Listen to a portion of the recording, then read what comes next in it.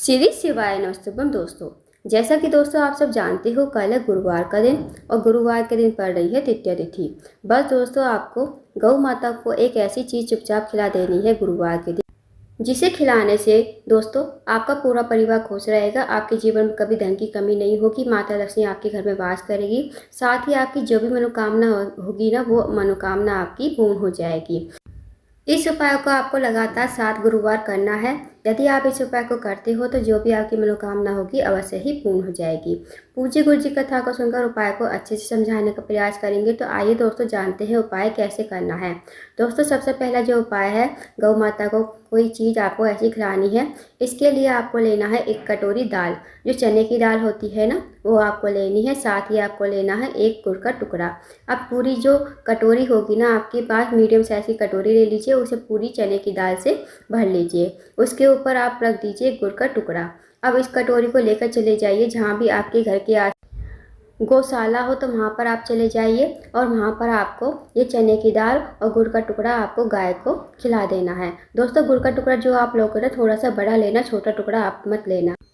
और यदि आपके घर के दरवाजे पर डेली गौ माता आती है तो आप जो चने की दाल है, गुड़ का टुकड़ा है, आप उस गौ माता को भी खिला सकती हैं जो आपके घर के दरवाजे पर आती है। दोस्तों इस उपाय को 7 गुरुवार करके देखिए, आपकी पीढ़ियाँ दर पीढ़ियाँ हमेशा खुश रहती हैं। आपका परिवार हमेशा खुश रहेगा और आपकी जो भी मनोकामना होगी ना, वो मनोकामना अवश्य ही पूर्ण हो जाएगी। आपके घर में कभी धन की कमी नहीं होगी और आपके घर में माता लक्ष्मी का वास हमेशा होगा। तो दोस्तों गुरुवार के दिन आप सबको पता होगा कि चने की दाल का उपाय तो करते ही हैं, तो आप इस उपाय को अवश्य कीजिएगा। बहुत ही अचूक और विशेष उपाय है। अब जानते हैं दोस्तों अगले उपाय के बारे में।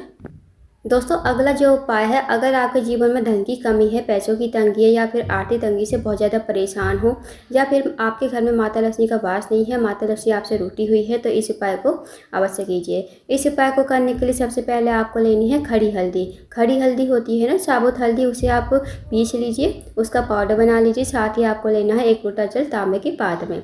अब जो आप 1 लोटा जल लोगे, उसमें 1 से 2 चुटकी हल्दी जो आपने ली है वो आपको लोटे के जल में ही डाल देनी है। इस उपाय को आपको अपने घर पर ही करना है। जहाँ भी आपके घर में तुलसी जी का पौधा हो, वहाँ पर आप चले जाइए। और दोस्तों आपको ये उपाय गुरुवार के दिन सुबह 10 बजे से पहले करना है। लोटे में हल्दी का पाउडर डालकर 1 से 2 चुटकी हल्दी डालकर आपको चले जाना है तुलसी के पौधे के पास सुबह 10 बजे से पहले। और ये जो जल है आपको भगवान विष्णु का स्मरण करते हुए, भगवान नारायण का स्मरण करते हुए और ओम नमो भगवते वासुदेवा मंत्र का जाप करते हुए तुलसी के पौधे की जड़ में धीरे धीरे आपको समर्पित कर देना है।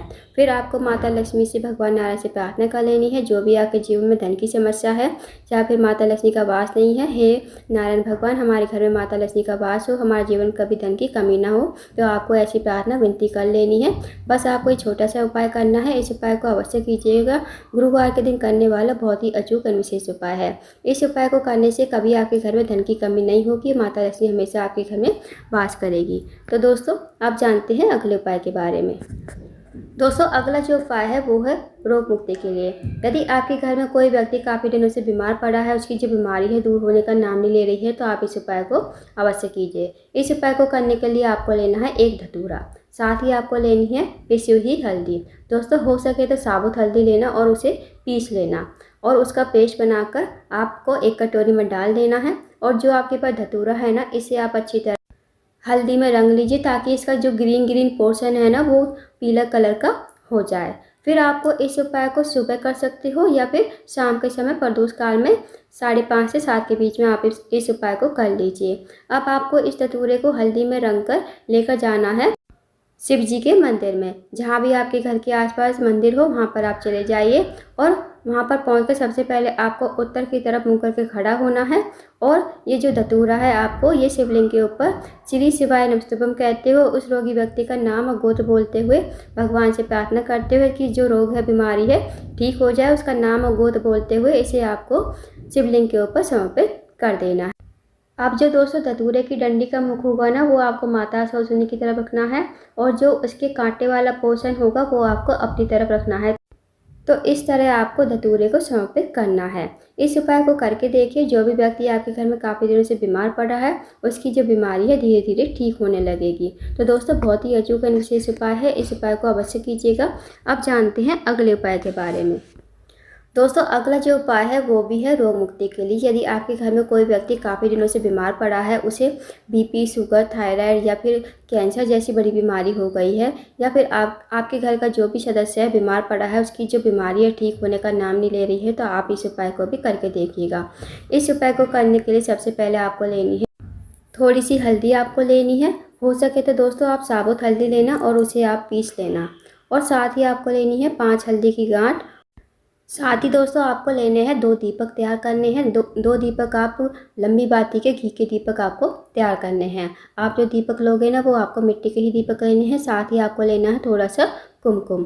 अब आपको चले जाना है इन सब सामग्री को लेकर, जहाँ भी आपके घर के आसपास बेलपत्र का पेड़ हो ना वहाँ पर आप चले जाइए। और दोस्तों बेलपत्र का पेड़ जो होगा ना बड़ा होना चाहिए, इस बात का ध्यान रखें। अब बेलपत्र के पेड़ के नीचे जाकर सबसे पहले आपको वहाँ पर बैठ जाना है। बैठने के बाद आपको बेलपत्र की जड़ में ही 2 स्वास्तिक बनाने हैं। पहला स्वास्तिक आपको हल्दी से बनाना है, दूसरा स्वास्तिक आपको कुमकुम से बनाना है।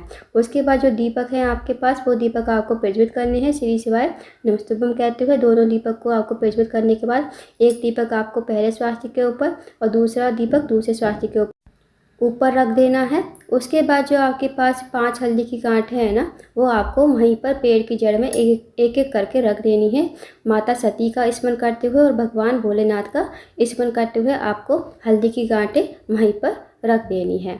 उसके बाद आपको प्रार्थना कर लेनी है माता सती से, भगवान भोलेनाथ से कि हे महादेव, हे माता सती, मेरे घर का ये सदस्य है बहुत दिनों से बीमार पड़ा है, इसकी जो बीमारी है ठीक होने का नाम नहीं ले रही है। आप कुछ ऐसी कृपा करें कि मेरे घर का ये व्यक्ति ठीक हो जाए, और जो मैंने आप ये 5 गांठें चढ़ाई हैं ये आप इन्हें औषधि बना दें।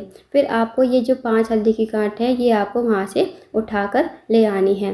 दोस्तों एक बात का ध्यान रखना, जब आप 5 हल्दी की गांठें एक एक करके बेलपत्र के पेड़ के नीचे रखोगे ना, तो आपको भगवान भोलेनाथ और माता सती का स्मरण जरूर करना है।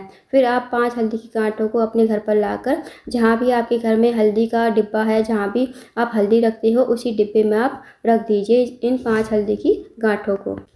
उसके बाद दोस्तों इन 5 हल्दी की गांठों को आप पिसवा लीजिए किसी से, नहीं तो खुद ही आप पीस लीजिए। और जब हल्दी पीस जाए तो आप इसी हल्दी में, जिस हल्दी में आप पहले खाना बनाते थे, पहले खाने में डालते थे, उसी हल्दी में मिक्स कर दीजिए। फिर इसी हल्दी से आप डेली खाना बनाइए। जो भी व्यक्ति आपके घर में काफ़ी दिनों से बीमार पड़ा है उसकी बीमारी में आपको फ़र्क दिखने लगेगा। तो इस उपाय को अवश्य कीजिएगा दोस्तों, बहुत ही अचूक और विशेष उपाय है गुरुवार के दिन करने वाला। तो दोस्तों ये थे कुछ विशेष उपाय जो आपको गुरुवार के दिन करने हैं। इन उपाय को अवश्य कीजिएगा। अगर आपको जानकारी पसंद आई हो, वीडियो को लाइक करें, शेयर करें, चैनल को जरूर सब्सक्राइब करें। कमेंट बॉक्स में श्री शिवाय नमस्तुभ्यम हर हर महादेव जरूर लिखें।